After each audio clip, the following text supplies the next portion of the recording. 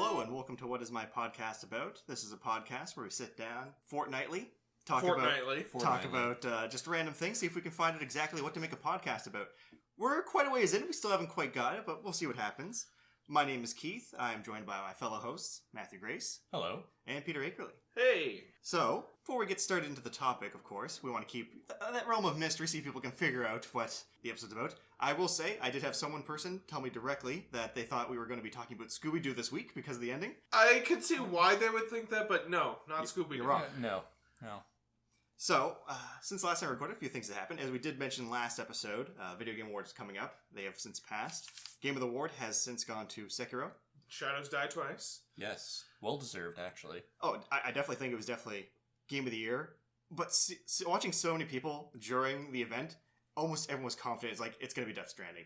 Jeff Keighley loves Kojima too much to not give it to Death Stranding. It's like, but Keighley didn't have anything to do with the voting. Like, if you look at the rules for the voting, the only thing he does is get sponsors and set up the organization of the event. It's actually a bunch of different outlets across the world that actually determine what the winners of each category are, with, I think it's 20% of the popular vote online taken into consideration. That being said, I think we should point out that even though Death Stranding didn't win Game of the Year, it won like 3 other awards, or was related to 3 other awards. Like, for instance, Mads Mikkelsen won Best Performance for his role in Death Stranding. Yeah, and Death Stranding also got the Best Game Direction. Yep. Which is essentially just giving the Kojima Award. Yeah. But as for Mads Mikkelsen winning the Best Performance, I never really considered the performance to be reflective of the form itself, so in movies or games. And it was like, oh, the movie won an award. It's like, no, that was the actor specifically winning the award. They just happened to be in the movie. Yeah. On top of that, actually, speaking to the Director Award, what was it? The game that won Best Art Direction. I remember that one because the speech that the person made, it's like, I'd like to thank the art director for this one. They did a lot of work. It's like, it's the art direction award. Of course you're thanking the art director. And most of the Game of the Year nominees did win. I think the only ones that didn't was, I think, Outer Worlds and Resident Evil 2 didn't get any awards. Yeah. Which is a shame, because I think sound was the one I was really like, Resident Evil should get this. They just set the atmosphere so well with it. There was also quite a few announcements during the Game Awards as well. We got the look at the new Xbox, which is now called the Xbox Series X. Oh, the naming convention for the Xbox is just blowing my mind. It went Xbox, Xbox 360, Xbox One, Xbox One S, Xbox One X, and now Xbox Series X. What the fuck is their naming convention? I don't know.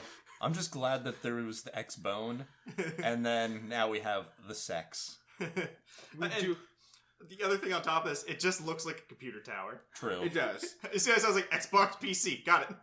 Well, it's Microsoft. They just want to make computers. PlayStation 5 kind of got an unofficial announcement. Yeah. Because they revealed Godfell, I believe the name of the game, which they're describing as a looter slasher. Which I am incredibly excited for, and actually. We have no release date for the PlayStation 5, but the game says Holiday 2020 PlayStation 5. So we know it has to release by the holiday season. Yeah. Speculation is probably going to be that it was. Part of me, as soon as the Xbox reveal happened, it's like, oh, it's coming to holiday. Part of me believed PlayStation would be like, PlayStation 5, it's out right now. Yeah.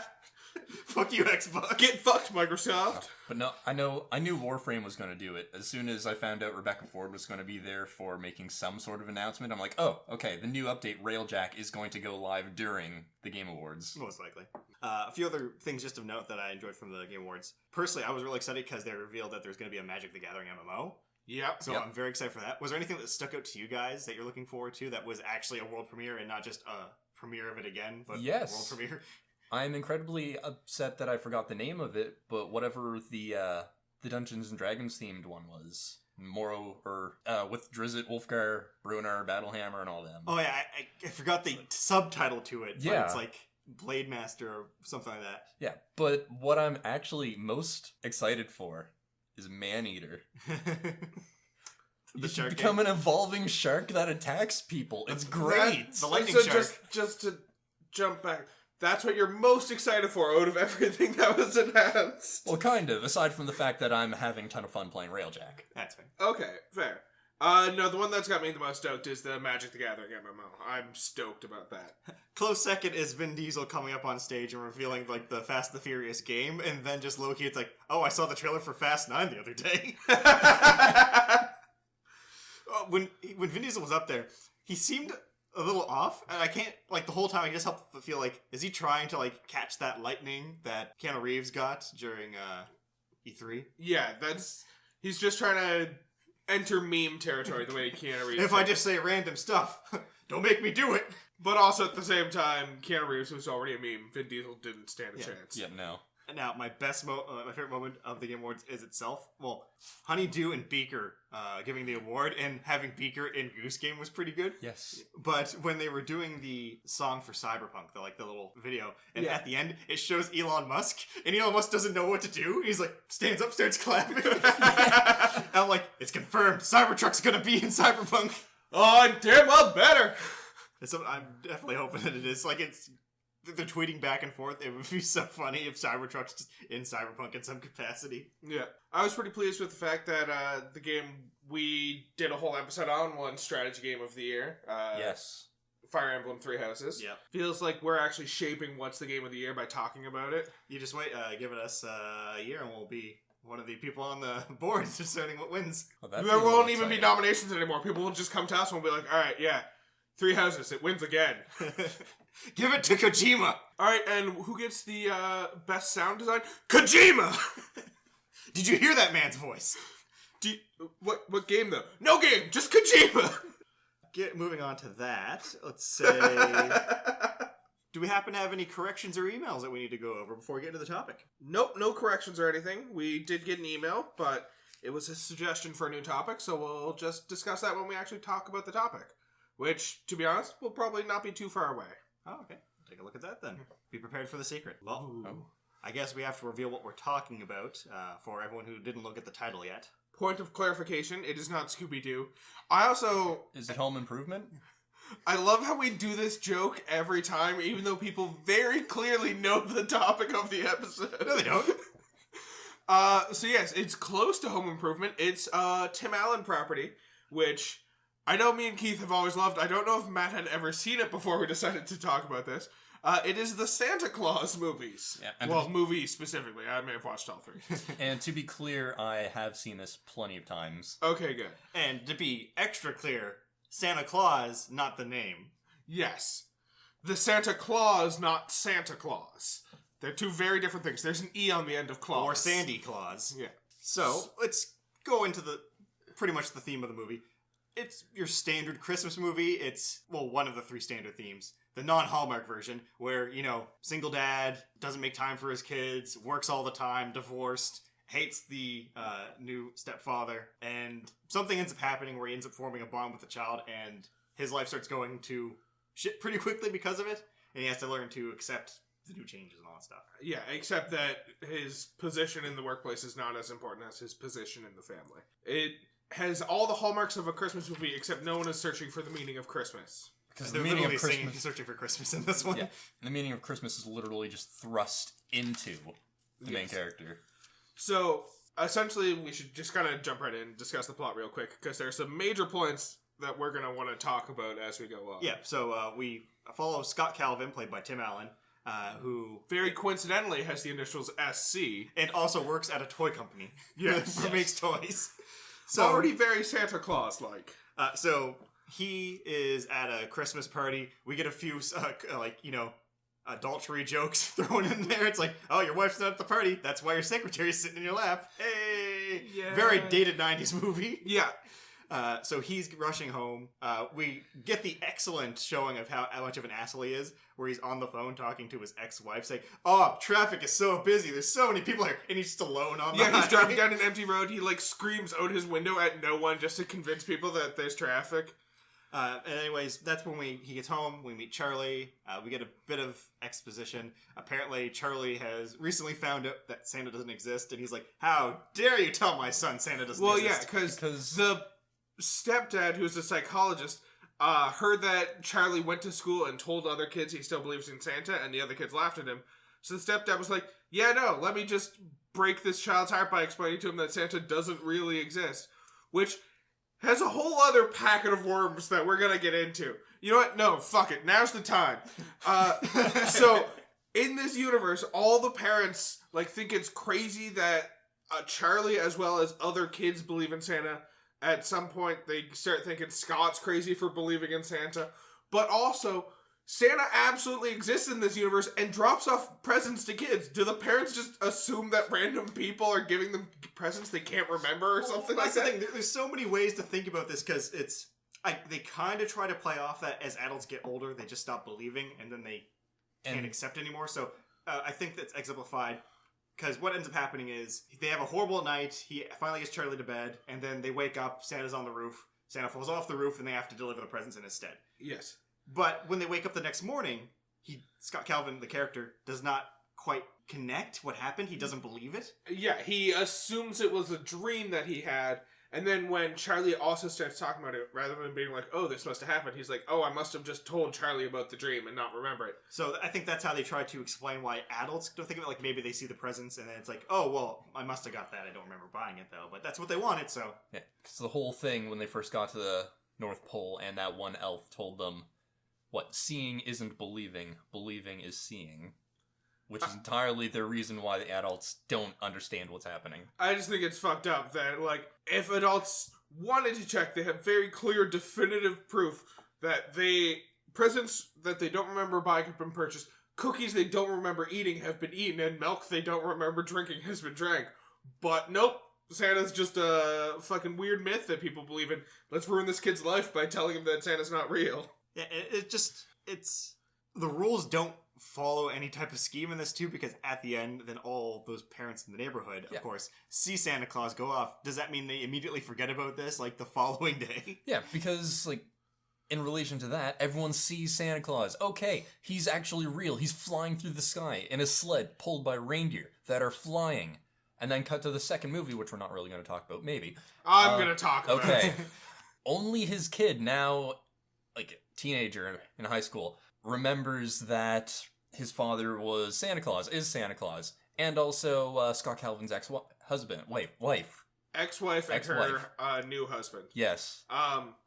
Yeah, so I think that one is harking back to that whole seeing isn't believing, believing is seeing, because Scott makes a point of, before revealing himself as actually Santa to them, he gives them gifts that he would only know about if he was Santa, and he would only be able to give them if he was Santa. And that is what causes the both of them to clue into, holy shit, Santa's real and he is Santa. Which is why they're the only ones who remember the events after the fact. I mean, to be fair, even though we're skipping to the end of the movie here, they get on board with him being Santa way before those gifts. Yeah. And let's save that for the end of when we get close to the end of the movie, because there's something I want to talk about first. So after he delivers all the gifts, and they get to the North Pole, that's when we find out about the Santa Claus. You put on the stuff, you're Santa, no ifs, ands, or buts, you do it. Yeah, Santa died while you were working, so now you need to take over the role. But here's the thing, because I guess we're getting into conspiracy theories earlier in this one. I don't think that Santa died. No, he just fell off a roof. That's all that happened. No, but he falls off a roof, and he waves. And then when they look back, the clothes are empty, and the boots are upright. This man actually got out of the costume and ran off and left the car there because he wanted to get out of the Santa Claus game. He was trapped in the Santa Claus game. So, that's possibly the case. However... fuck, this is gonna make me mad. But there are issues with that based on the later movies that we'll just have to address later. Because Scott also, like, has that moment of, like, he starts being Santa Claus and, like, has that realization, but very clearly does not want to be Santa Claus and just kind of accepts it by the end of the movie that he has to. But for the first solid chunk of the movie, he very clearly doesn't want to be Santa Claus. He keeps being kind of shoehorned into the role based on the magic bindingness of the Santa Claus. Yeah, the magic that's literally turning him into Santa. Yeah. Yeah, and that's the thing too, like, the magic does turn him into Santa. And I think I know one of the things that you're going to bring up, because I didn't watch the other two movies, but I remember watching them when I was younger. And there's a big plot, I can't remember if it's the second or the third movie, where he needs to get a wife. Yes, the second movie is all about the Mrs. Claus, which is that Santa Claus needs to find a wife and marry her before that he can actually maintain the role of Santa Claus. Which is something I wanted to talk about, because when they first get to the North Pole, there's no Mrs. Claus. But the old Santa Claus definitely had a wife. But here's the thing. If my theory is correct, maybe they both made a run for it. Maybe they planned it out and it just happened to work out that Scott Calvin was the one. Oh, maybe Santa landed on Scott's roof and, like, just decided this was the house and specifically stomped around on the roof until Scott came out and heard them. Or the Mrs. Claus, which is just a shittier version of the Santa Claus, where your life is entirely dedicated to Santa Claus, and if he dies, you disappear. Yeah, so that is one of the things I wanted to talk about. That was my conspiracy theory, was that he does actually die, and then because of the fact that there's no more Santa Claus that she was married to, she immediately dies. Her life force is tied to Santa Claus.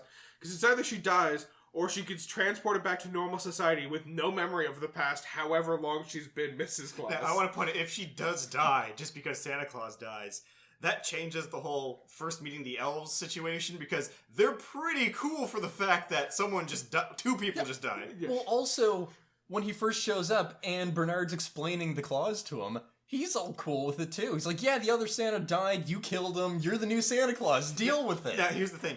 I feel like I cannot be convinced otherwise that this Santa did not make a run for it, which means, in my mind, he made a run for it with Mrs. Claus, and those elves with attitude are now hunting him down to kill him. That's possible. The first time I saw this, I was like, this is definitely the group they send after the person who doesn't want to be Santa Claus to kill him so they can move it to the next That's person. a secret hit squad. So, the other thing that, bugs me about this kind of Mrs. Claus situation is that the elves make several references to the fact that they're hundreds of years old, and it's always been the same elves. However, the Santa Clauses have swapped out a couple times already, which means that if the Santa Claus have swapped out based on the Mrs. Claus that we now know about, each one of them has had to have had a Mrs. Claus and worked with a wife. Otherwise, they couldn't have maintained their rightful place as Santa. However, during the second movie, it's this big surprise that nobody knew about the rule of the Mrs. Claus, so Scott's losing his ability to be Santa Claus. How the fuck did they not know about this if there's been hundreds, or not necessarily hundreds, but if there's been so many actual Santa Clauses already, all of whom had to be married for them to maintain their role as Santa Claus? Or does Santa just never last a full decade for the magic to come into effect that he doesn't have a Mrs. Claus? That's a plausible explanation, because none of the elves seemed phased that the new Santa came in. Everyone's just like, okay, he's going to be the new Santa Claus, and they're completely surprised when he doesn't agree to it. And that was my other thought on the whole, there was no Mrs. Claus when they first got back to the North Pole, was maybe the other guy just started, the last year, just like Tim Allen, Scott Calvin, was doing this year. Well, that's the thing. The rules of being the Santa Claus are very dangerous. If you look at now, bit of a humble brag on myself, but a couple of years ago, when I used Twitter quite a bit, I did tweet once that it's pretty funny how the Santa Claus series, the rules about being Santa Claus, are very close to what the rules of being the Highlander are. Yes. And I got retweeted by the Santa Claus Twitter, which existed about 4 or 5 years ago. Yeah. And this movie is from the mid-90s? Yeah, the first one is from 96, I believe. So I'm going to take that as confirmation that they based this, and this is just Christmas Highlander. Yeah. I also so we've had several running jokes in our kind of friend group about the Santa Claus, as well as about the Highlander, and what's the other one that has that similar kind of logic? The Vin Diesel movies. Chronicles of Riddick has the, you keep what you kill concept. That's kind of the joke we've always made, is, especially when we've played a fair bit of D&D, not that this is a D&D podcast, but we always play the method under the logic of, if something dies under your control, you're now responsible for everything it was responsible for. We've always kept referring to it as either the Santa Claus rule or the Chronicles keep of what you kill rule. It's just fantastic that there's these kind of similarities between these projects. And just before we get too further into the end of the movie, there is one thing that just kind of stuck out to me and I want to discuss a bit. How the Christmas bag works.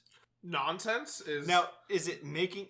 so the elves make the items. Does it summon the items into the bag? Or does it create items that are needed for that situation? I think it has to summon the items into the bag, because otherwise, why are the elves making presents if the bag is just creating the presents itself? Also, it's weird. I have to imagine it's like some sort of pocket dimension, because we also do at one point in the later movies see the elves loading gifts into the bag. So there has to be some sort of... The elves create the gifts, the elves put the gifts in the bag, but then the bag appears to be empty for most of its time. Case in point, the first house that Scott goes to as Santa, he takes all of the presents out of the bag, makes a big point to Charlie about how the bag's now empty, so he can't do it. They get to the next house, and Scott's like, I can't do it. The bag's, it's full of presents again. And the reason I started thinking about this, too, was in the opening scene when he's flying around the first time, and he decides, I'm going to give Charlie a good Christmas and do Santa Claus stuff.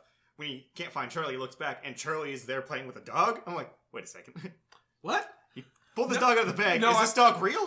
I remember remember that scene, but also, like... We never see the dog again. Yeah, there's no dog. Like, he pulls it out and starts playing with it like it's his gift from Santa, but also, there's very clearly no dog in the rest of the movie. So how did he get it out of the bag? Did he jump into the bag to look for a dog? Or did they stop at someone's place to deliver presents, and he's like, I'm just going to keep this dog, and then after the trip, he's like, I don't want you anymore.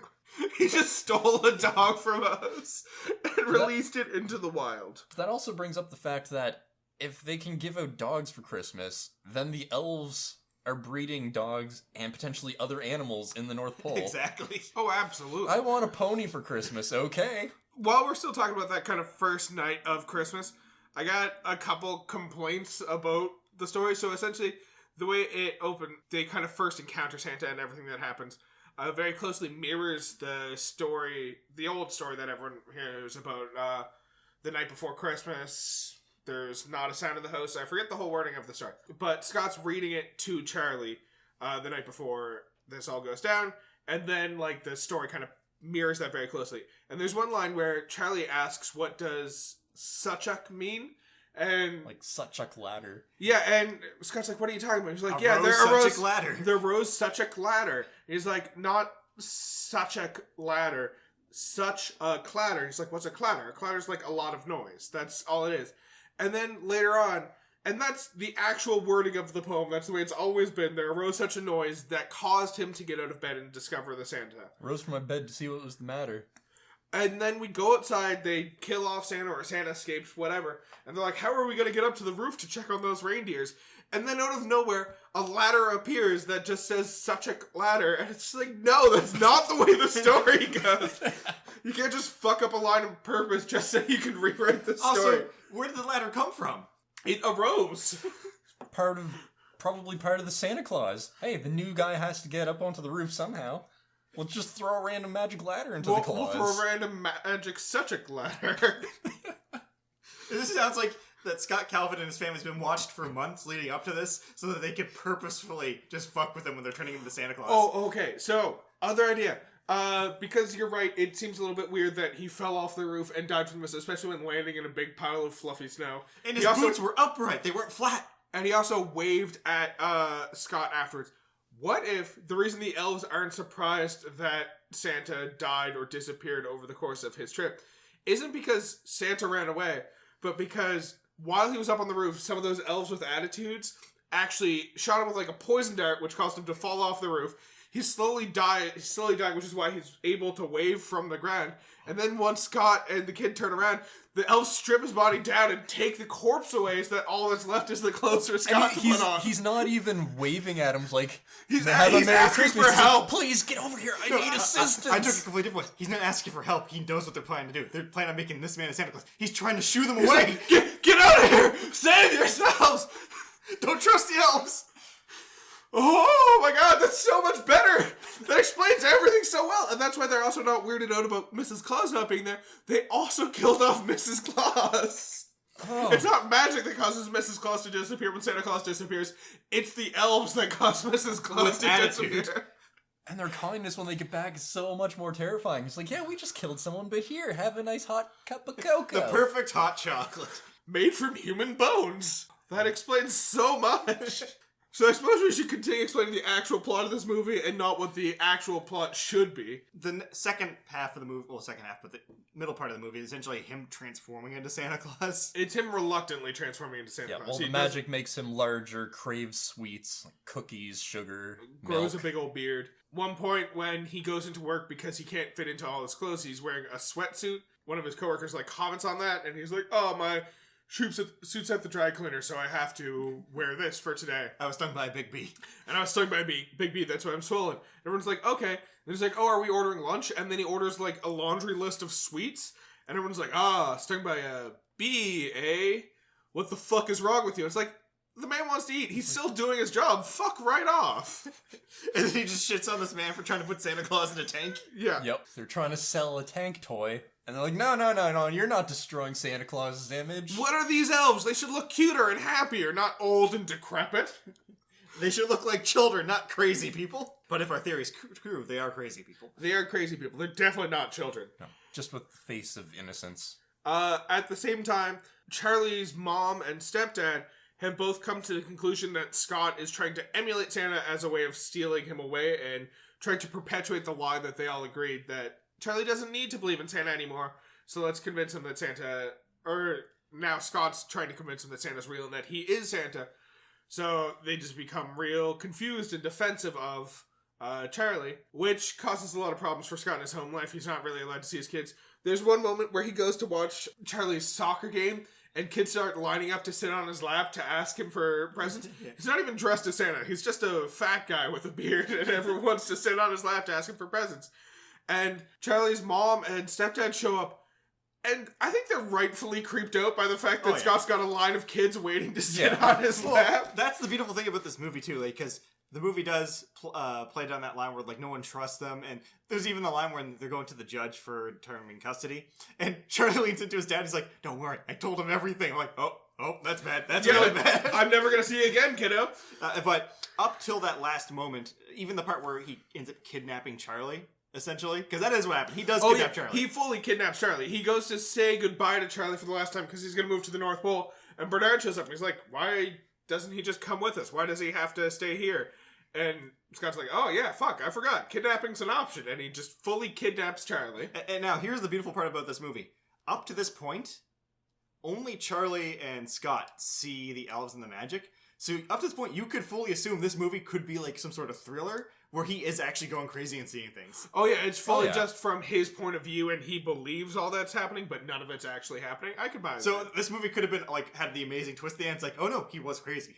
Yes.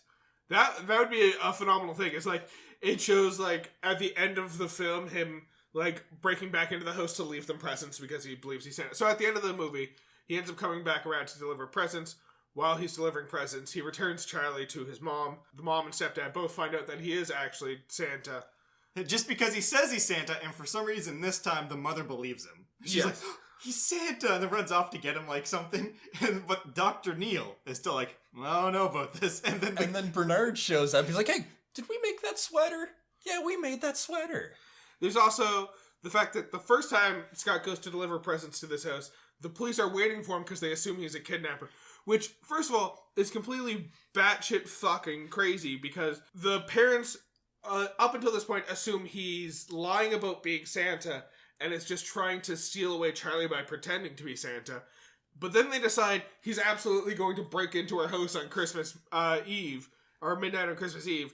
So let's get all the police to come into the house and wait for him to come in, and the moment he comes in, we'll kidnap him. Which, like, also the police are standing outside the living room with guns drawn, waiting for him to come in. And flashlights all over the place. Yeah, and flashlights all over the place. They know he's going to enter via the chimney, so there's still so many questions going on. So they fully believe at this point that he is Santa Claus, but they still decide they're going to arrest him for kidnapping Charlie. Because they see how big he is and how small the chimney is when they go inside the room. It's like, how do they not put the two and two together? My favorite scene from all of this, too, has to be after he's arrested, they got him interrogation, and the cop's like, I'm going to ask your name, and you're going to say Scott Calvin. Name, Santa Claus. Name, Kris Kringle. Like, going through all the different languages after that. Ho ho, she ho. Yeah, it's saying all the different possible names for Santa Claus. It's great. So yeah, we go on. He gets kidnapped. He gets released by the Elves with Attitude, who at this point are very well practiced in murder. And they have the tools for the job, too. Tinsel that cuts through metal. Yep. That's just terrifying. That's just a grout wire. That's all that is. So then we get back to the part where the parents end up finally agreeing, like, oh, he is Santa Claus. And one of my favorite things in this part is when she goes off to get her gift for him. She comes back with the legal papers that are the restraining order, where, like, you have no visitation rights. And it's like, here's my gift to you, and throws it into the fire. And I'm like, that's not how legal papers work. No. He still has to be at least a certain amount of distance from this kid. Yeah. You revoking that kind of belief, or you saying he's allowed to visit the kid again, doesn't free him up. At this point, if he tries to visit the kids and the cops catch him and they're like, we've got a restraining order against you, you can't come in here. If the mom comes out and he's like, no, it's alright, he actually is Santa, that does not allow him to see the kid. That means the mom has now been indoctrinated into his lie. Oh, that changes everything. Now neither of you get to see the kid. Social services it is. Also, Dr. Neil wins again. Also, that's why... Wait, Dr. Neil's a psychiatrist. What if he's slowly been making them crazy? Oh my god. And his weird twisted way of hating Santa Claus for not giving them that wiener whistle. I love that. So there's one point just before they're going to the judge, and they're talking about when they realized Santa wasn't real. And for both of them, it's they asked for a specific present from Santa, and neither of them got it. Which is a weird way to discover that Santa isn't real. Mystery date and the Oscar Mayer wiener whistle. Yes. And Dr. Neil points out he stopped believing in Santa when he was like 3 years old because he didn't get this fucking wiener whistle. Yeah. He's just a spoiled brat. He was probably on the naughty list. Probably. Almost definite. I didn't get a wiener whistle. I got some fucking coal and a note about how I have to be better next year. Santa's a fake bullshit. Now, Neil is actually a fun character throughout this movie because there's a part 2 earlier that I really enjoyed where he's having the conversation with Charlie about how Santa's not real. And then Charlie hits him back with, well, have you seen $1 million? He's like, well, no. It's like, there you go. Well, have you ever seen Santa? Or have you ever seen reindeers that fly? I have. Outside that one time. No. How do you know they exist? Have you ever seen $1 million? No. Checkmate, Neil. Like, I also like, have you ever seen reindeer fly? Yes. Well, I haven't. He actually has a shitty stepdad name too. Okay, Neil. Get out of my room, Neil. Oh God. Back to the elves being evil, though. The reason Bernard suggested that Scott Calvin bring the kid back with him to the North Pole is so the elves can begin their indoctrination of the kid. So that when they decide that Scott Calvin is no longer fitted to the role of Santa, they can off him like they just offed the previous one and replace him right away. I'm telling you, it already fucking worked, because if we remember the last line of the movie, when Neil says, you're going to make a great psychiatrist one day, Charlie looks up and says, I think I'm going to go into the family business, which means he literally just said, I'm going to kill my dad one day and take his job. Yeah. I'm going to become Santa one day. That's my plan. Which is amazing. So, I'm going to touch briefly on the next 2 movies that happen. So, Santa Claus 2 is, as we've already discussed, all about the Mrs. Claus. So it's discovered that there's an additional clause to the Santa Claus that no one was aware of, which that Santa has to find a wife and marry her within the next 28 days, or else he stops being Santa forever and loses all of his magical powers. And then he has to kind of go out into the wild. He finds a wife, he brings her back to the North Pole, and marries her. The plot of the movie is a little bit more stretched than that because he finds a woman who he hates at first, slowly realizes he likes her over the course of time. She does not know he's Santa Claus. He actually tells her that she's Santa Claus. She has the reasonable reaction of, fuck you, you're crazy, and stops talking to him. She gets brought to the North Pole to save the day, and then when she's saving the day, Scott's like, oh, by the way, while you're here, marry me or you're ruining Christmas for millions of kids around the world. She's like, we have to get married. He's like, I mean, I don't want to put pressure on you, but yes, if you don't, you're ruining Christmas. Which, hell of a way to coerce a woman into marrying. Your standard Hallmark Christmas rom-com. Yes. Then we find out in the third movie that there's an escape clause, which is if Santa ever doesn't want to be Santa, he can just easily say, I wish I had never been Santa at all. While holding a specific snow globe, he immediately stops being Santa, goes back in time to the moment he became Santa, and someone else takes the role for him. Which means that existed the entire time. So during that first movie, during that chunk of time when Santa did not want to, or when Scott did not want to be Santa, he could have easily just been like, yeah, I wish I'd never become Santa at all. And then he never would have been Santa, and everything would have been fine. All his legal troubles and all that bullshit. And because the escape clause existed, that means the elves knew about it because they told him about it, didn't? Yes. No. Did they tell him about it? Yeah, well, the elves did know about it because... Oh, fuck. Let's talk some more about Santa Claus 3, the worst of the 3 Santa Claus movies.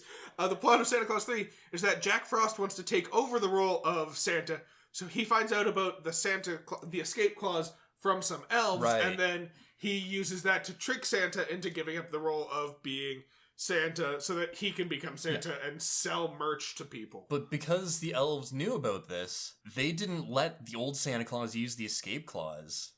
They just straight-out killed him instead. Well, doesn't this reset time in a sense? Yeah, so the way it works in the third movie is that Scott goes back in time, he watches Jack Frost become Santa Claus, and then it jumps them forward to the future, to that point in time, where the only 2 of them who have any memory of the previous timeline are Jack Frost and Scott Calvin, and everyone else has just been living the past 30 years with this Jack Frost as Santa Claus. And so yeah, it resets the timeline, no one has any memory, and it kind of completely changes the way the world worked from that point onwards. Yeah, I believe the third movie, the best way to explain it is it's pretty much A Wonderful Life. Yes.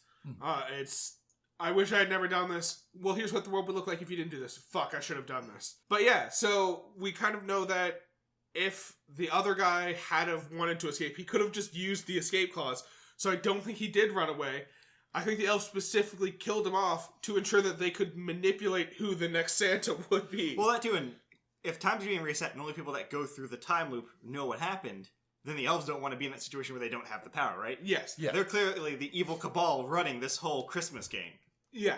Santa's just a figurehead puppet that the elves control to do exactly what they want. We even see at one point during the second movie, the elves replace Santa with a toy version of Santa who they can more directly control. Only it backfires and they realize that humans are more easily manipulable than toys are. Yeah.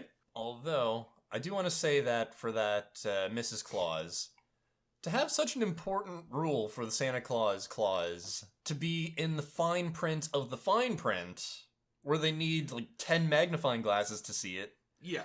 that seems like a bit of an oversight on writing the clause. Who wrote the Santa Claus? Well, if the Santa Claus isn't even written like a legal contract, it's a fucking business card that says, put on my jacket and you can finish out the night or whatever. And then there's like 7 different layers of fine print. I believe the exact wording is, if something should happen to me, put on the suit. The reindeer will know what to do. Yeah, absolutely. So it's not even telling them what they're agreeing to, and then there's 2 separate layers of finer print that you cannot possibly read by looking at this business card. And if you do, fuck it, your life's completely changed forever, and you have no choice about it, except you absolutely have a choice about it. Who wrote the Santa Claus? The elves, obviously! That's why... So, Santa has been Santa for almost a decade. No, not a decade. He's been Santa for like 6 or so years. By the time the Mrs. Claus becomes a problem, Yeah. It's probably because Santa was getting a little bit crazy. Then the elves were like, you know how we control him? We give him a wife and a kid to care about, and then if we control the wife and kid, he does what we say. They're hostages. So I don't think the Mrs. Claus is actually a thing that causes him to lose his magical power. I think they literally wrote it on the card, and the elves using their magic started sapping Santa's magic and convincing him that the only way he could get it back is to marry a wife. They're like little evil Christmas vampires. Exactly. They feed off the dreams of kids, envisioning white Christmases and all that, and happy toys. Well, I mean, we got to think about this. Like, what is the elves' end game in this? Because clearly delivering the presents is not the goal. Eternal life. Eternal life? And eventual enslavement of the entire world, perhaps? Maybe the believing is a literal thing and they feed off belief. Yeah, because to go back to the one line that we hear repeatedly through the first movie, seeing is not believing, believing is seeing. It's just like, I think it was Clash of the Titans, that God movie, where the gods get their power from their believers.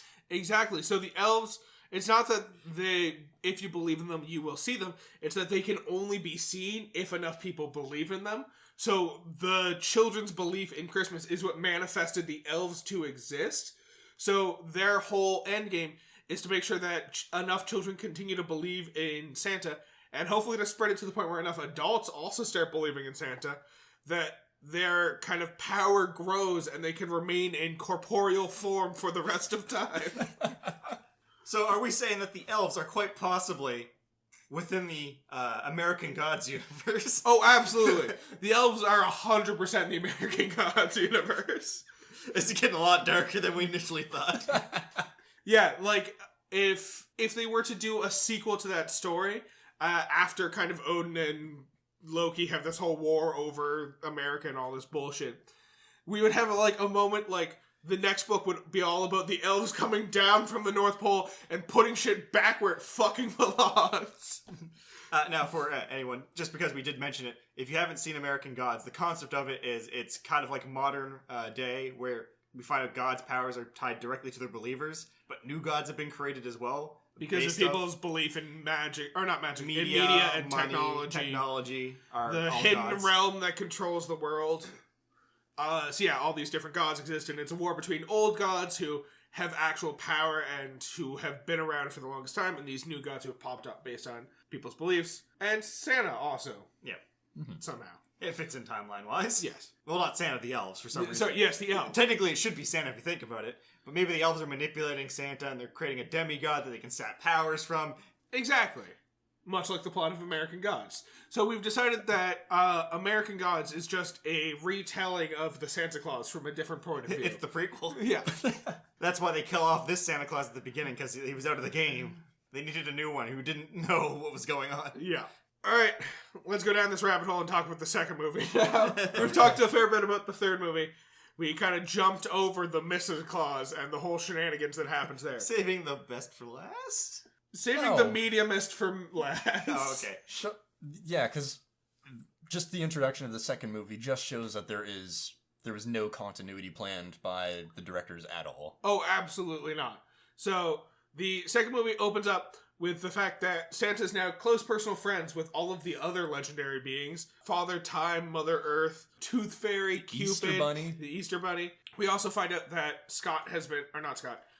Charlie has been acting out in school, spray painting the school repeatedly because his principal doesn't believe in Christmas, which is a weird thing to act out about because all the adults in that universe don't believe in Christmas, so why would it be a big deal that your principal doesn't? And so... Because if I'm correct, the principal becomes the wife. The principal does become the wife. Charlie knew, because the elf indoctrination. So Charlie was in on the indoctrination. He was trying to indoctrinate the principal from the beginning. Scott ends up coming back to the real world, partially to deal with Charlie, partially to find a wife. At the same time, the elves create a toy copy of Santa so that...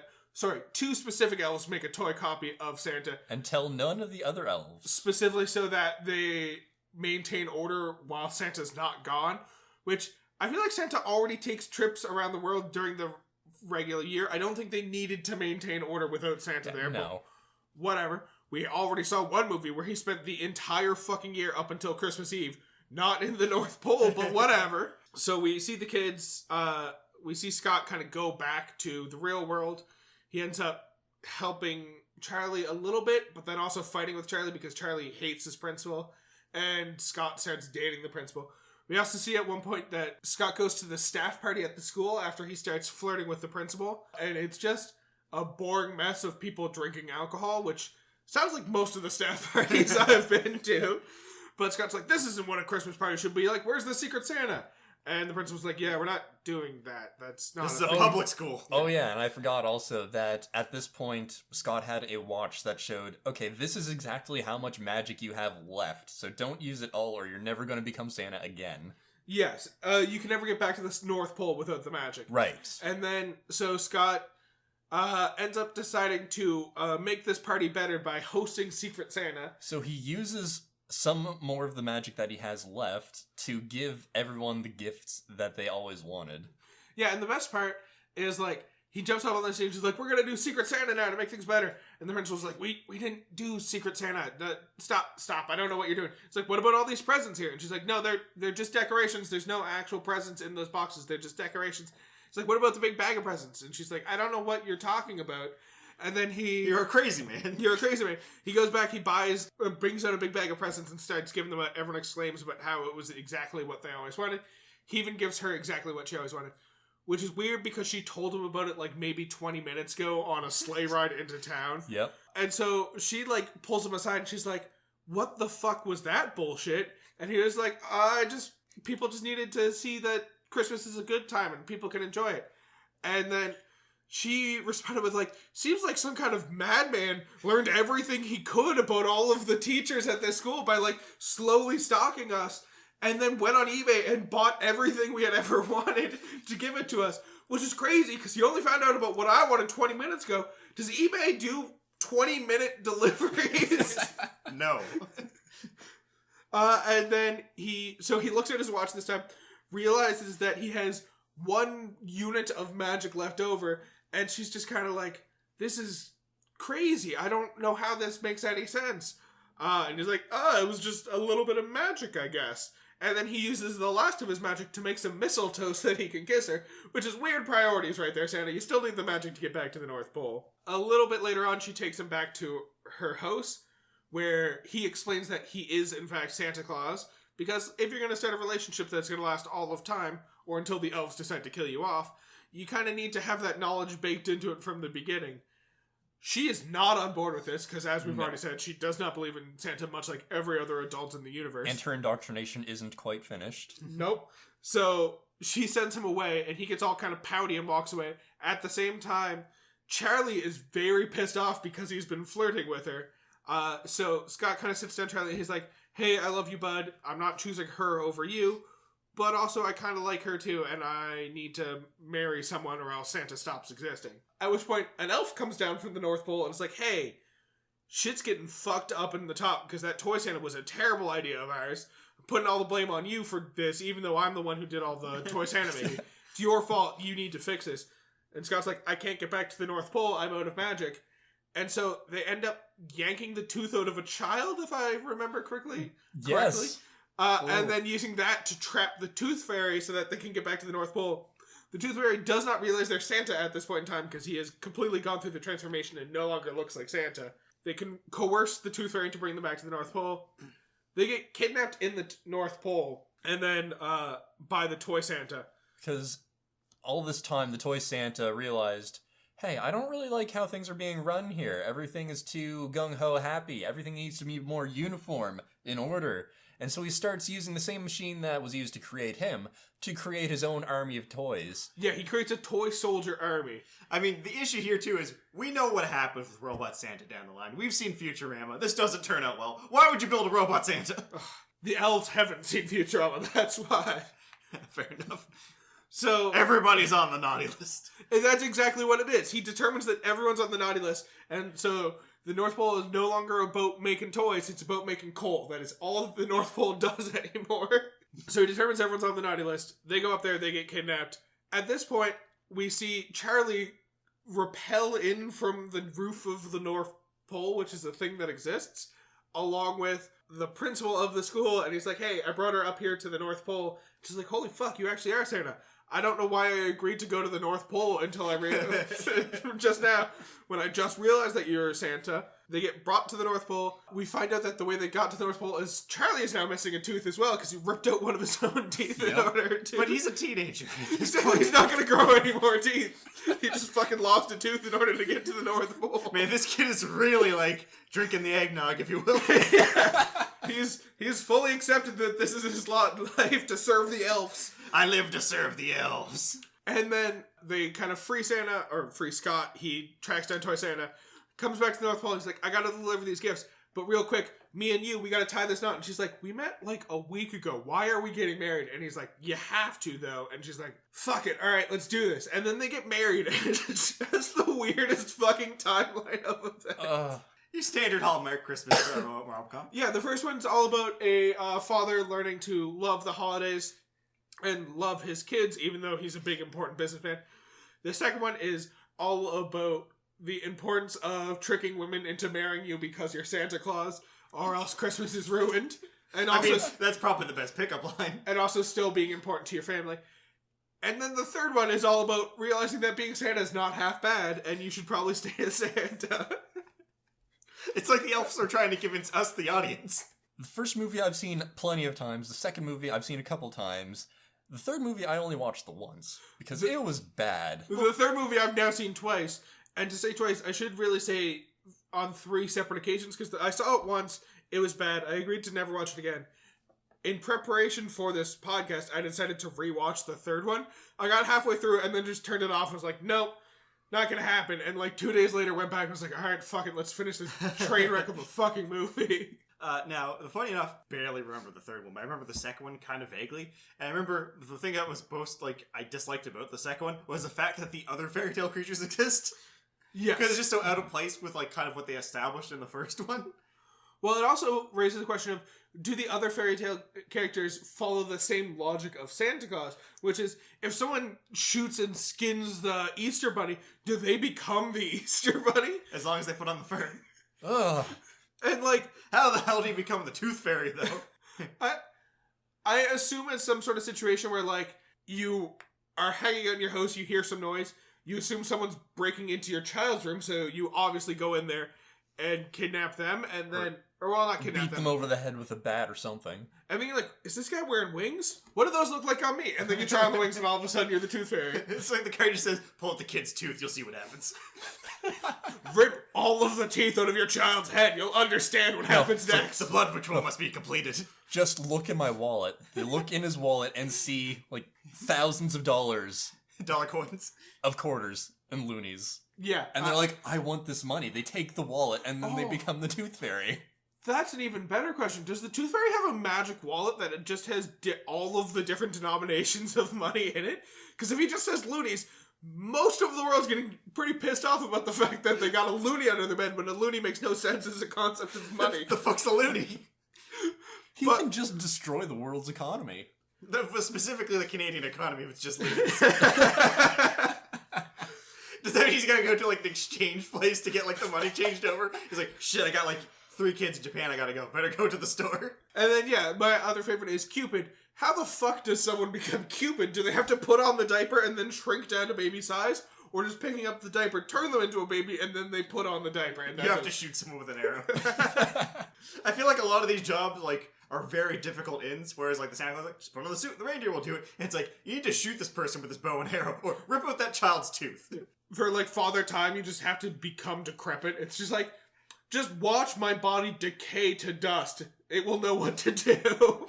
The Easter Bunny's probably the easy one. Just go hide some eggs around someone's house. Just take a big dump. These eggs will know what to do. Shit in this basket. Would you rather the Santa Claus fairy tale we have now, or would you rather the Santa Claus be the actual Santa Claus of fairy tale? So to clarify, do you mean the Santa Claus as in the one from the movies, or the one we've come up as our own headcanon? The one that we've come up with as the actual truth. I actually really enjoy the concept of the elves being like an evil cabal that are running things. That being said, I don't want it to be true because that's fucking horrifying. But don't you want to be Santa? No! Not if it means being controlled by elves. I mean, Charlie really wants to be Santa. I want that movie to come up. Yeah, I want them to do, like, 20 years from now. The Santa Claus 4. The Santa Claus 4, the recloseting, and it just opens with, like, Charlie holding a bloody knife and Scott's corpse on the ground. No, it's him up on the roof, and then all of a sudden he slips, and then it just pans down. It's like, hey, someone clearly iced this roof with buckets of water. And just a murder mystery, like, who killed Santa Claus? It releases on Halloween, Santa Claus 4, The Red Snow. And then, like, the whole thing is like, Charlie takes over the job, and then we find out at the end, it's like, oh, wait a second, Charlie killed him. Oh, he iced that roof. What if it's like a mystery crime thriller, and it's Charlie finding out that Scott died, and him, like, taking on the role of Santa, while also trying to figure out who killed Santa? That would be pretty badass. But then we'd have to go with we'd have to really lean into how crazy Charlie is, because clearly Charlie killed Santa. Yes, Charlie did kill Santa. It plays like Memento, where, like, the whole movie is about him trying to find out who killed his wife, only for it to be told in the end that he's the one who killed his wife. Unless Scott Calvin decides he's going to retire in a couple of years, so Charlie's getting ready, but then, before Scott Calvin can actually retire, some other random person gets the Santa Claus outfit. Just the same way that Scott Calvin did. And so Charlie's like, no, I'm not having any of this. It's getting back in the family. I've got to kill this guy. So, to clarify, by the same way Scott did, you mean that the elves got fed up with Scott, killed off Scott, and so some other random guy got some other random guy's just telling his child a bedtime story, and there here's some bloke up on his roof. And then Charlie's like, no, I'm the Santa Claus. So it's like, I've been training for this all my life, and it's him just walking around with a shotgun, sitting beside the fireplace on midnight on Christmas Eve. Mouse game where he's trying to find and kill the current Santa Planning Claus. all year round for how he's going to trap Santa. Oh, it essentially becomes like a cross between Home Alone and a crime thriller. For some reason, Santa's like, I gotta deliver a present in this house. But he's like, I'm gonna kill you if you come in this house. I didn't know there was a kid that lived here. No, Charlie just, like, posts up in, like, some kid's house.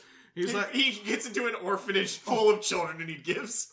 Oh, even better. So, we also know that Scott's ex-wife and the stepdad end up having another kid after, in between the first and second movie. She goes on to have more kids. Charlie posts up in her house as, like, the kooky uncle. And he, like, tells them the story of Santa Claus. And, like, the sister, like, very clearly knows about Santa Claus and all that stuff, too. But she's gotten to the point where she's kind of forgotten this story as well as she becomes an adult. Charlie has never forgotten. So he posts up at the house as like the Kukiago with full intention of killing the new Santa Claus so he can take on the role for himself. There's a scene of like just beating the shit out of Santa Claus. The girl comes out and goes, "What are you doing to Santa?" It's like, go back to bed. Yeah. Hey, you just reminded me. Mrs. Claus was pregnant with a kid in one of the movies. In the third movie. Is that kid going to grow up to be Santa, or is that kid automatically an elf? I think being born in the North Pole forces him into elf long life. Just imagine like an elf situation in this So universe. that's how the elves guarantee that they continue to exist and they keep growing their numbers to make their army to eventually take over the world.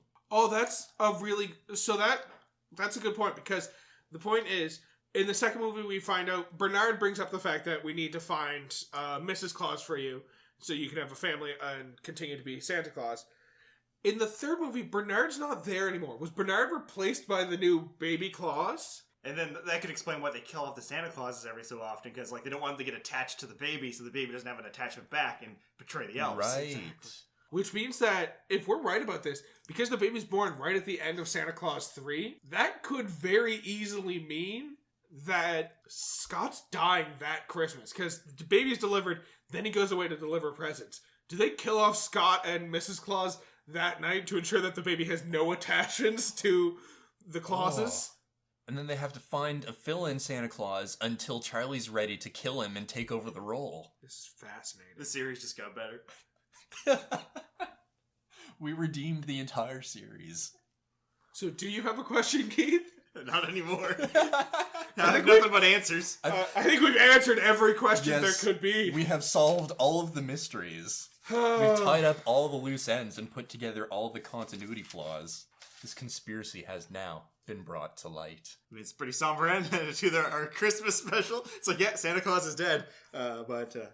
Speaking of which, happy holidays and all that jazz.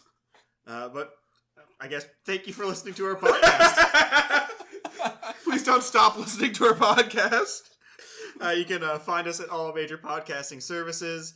Tune in 2 weeks' time when we discuss what our next episode could be. Again, if you have any comments, questions, have suggestion of what our episode could be about, and that email is whatismypodcastabout@gmail.com. So I just have one quick question. I thought of it right now. I know it's a little bit late in the podcast, but how long do you think that or when do you think Santa first started being a thing? Because my thought is it was a long time ago, and if I had to guess like where Santa like came to being, I would guess like probably a galaxy far, far away. That's possible. I think he's an alien? Oh, the elves are definitely aliens. I think he's just like the original like German toy maker or whoever Santa started out as. Maybe. Who knows? That is funny.